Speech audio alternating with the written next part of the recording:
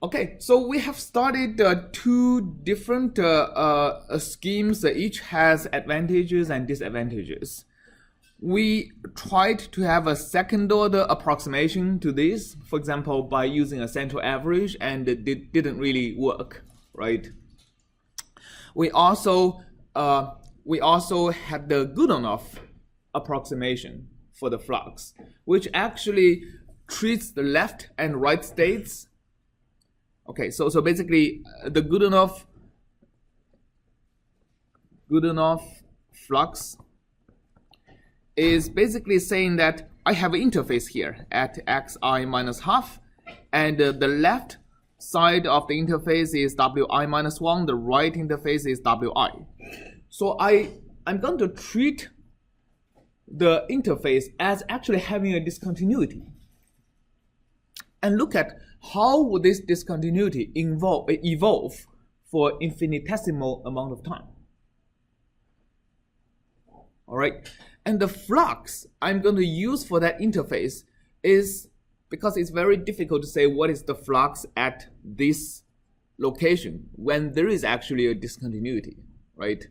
It's impossible to evaluate the flux function f. F is a function of w, but w is undefined if I have a discontinuity.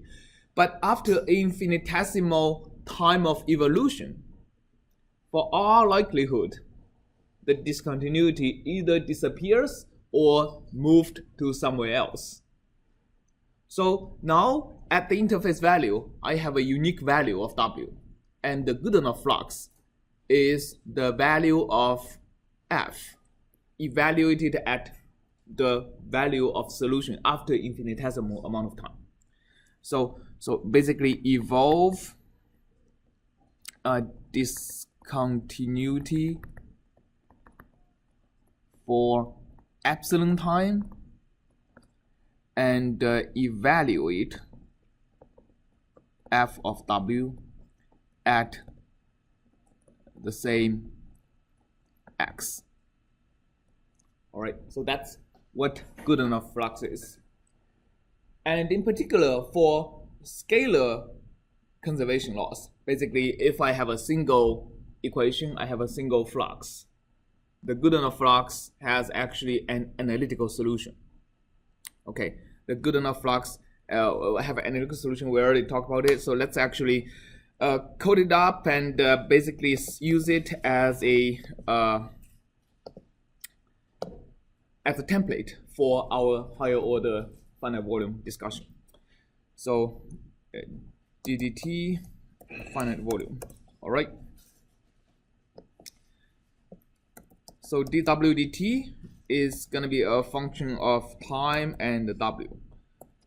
So the first thing we do again is to compute n is equal to length of w, and let's again do it in a periodic domain so that we don't have to worry about the boundary condition. And let's do a periodic domain of length 2 pi, so dx is also uniform, and 2 pi divided by the number of control volumes. Okay.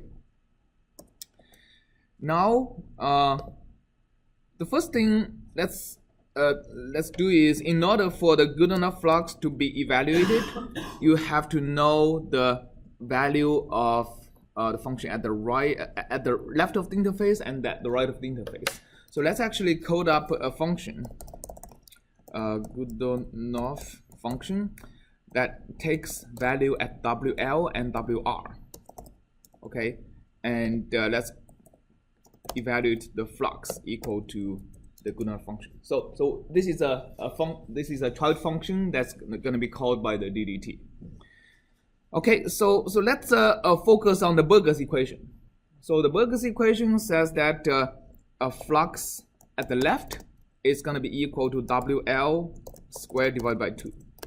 Right, so this is the Burger's equation. The flux function here is Fw is equal to W squared over 2. That's the Burger's equation.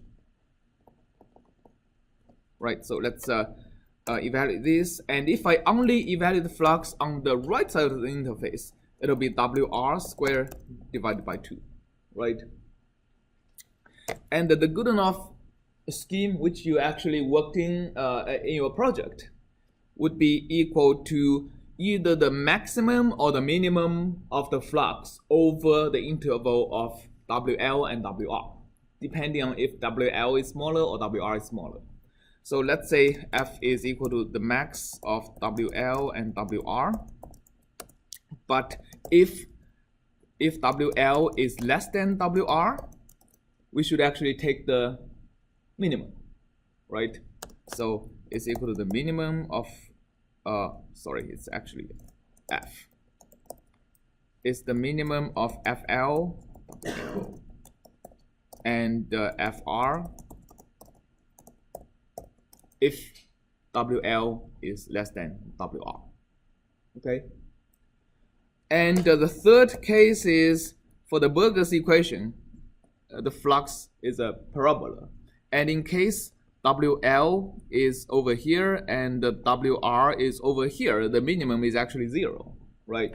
So if WL is less than 0 and WR is greater than 0, I have to set the flux to 0. So that's the implementation of the Godunov flux for the Burger's equation. All right. Okay. So if we want to use the Godunov scheme, we have to call the Godunov flux with so let's say F at on the right side of every cell. Okay. So it'll be equal to Godunov scheme, the WL for the right. Okay, so let's see. This is my delta xi. I want to evaluate the flux at xi plus half. So the left state is actually Wi itself, and the right state is Wi plus 1, right? So I'm going to be calling it with W and Wi plus 1, which is 2 to end, and the W1. Is that right? 2 to end and the W1? Yeah, that's right. Okay, so that's my flux on the right of the control volume, and my flux at the left. In order for me to have a actually numerically conservative scheme, FL should be exactly the same as FR from the left cell, right? So that should be FR and FR 1 to n minus 1. Okay, so that's my flux on the left and right of every interface. So now it's time to actually plug into this. So dW dt, which is ddt of Wi. I just divide this delta x to the other side, is equal to FL minus FR divided by dx. So that's my final volume scheme. All right, so let's try it. Let's say x is equal to 1 to 100. Let's use 100 grid points divided by 100 times 2 times pi. So I get I should get a uniformly spaced x. And well, let's just make a function that looks like a sine wave. It's not going to be exactly the sine wave because we are just looking at the cell average values. So let's say u0 is sine of x, right? So this is actually not saying the function, the initial condition is sine of x, because we are setting the cell averages to sine of x. Okay, the real function is actually a bit different. If I actually want to set the initial condition to sine of x, I have to do some integral, and it's probably slightly different, right? Make sense? Okay. So let's say T of u is equal to ODE 45. How did I call the function name? It's called the ddt fv. Let's just integrate from 0 to 1 and initial condition u0. Okay, like last time, let's plot u transpose. Well, the shockwave hasn't evolved yet, so let's actually compute it all the way to pi. Okay, so that's our finite volume solution. So as we have seen before, it resolves the shockwave pretty well, but there is a non-negligible numerical dissipation, right? The similar kind of numerical dissipation as we discussed in finite difference. So the top of the solution is not supposed to decay, right? We studied characteristic curves in nonlinear conservation laws, and we know that following every characteristic line, the solution should stay constant, which means that the top of the solution should stay constant until it bumps into the shock wave. But it didn't, right? The solution is decaying. So that's the dissipation effect of our scheme being only first order. So now let's start to discuss what do we do if we want to improve the solution. How do we make it more than first order?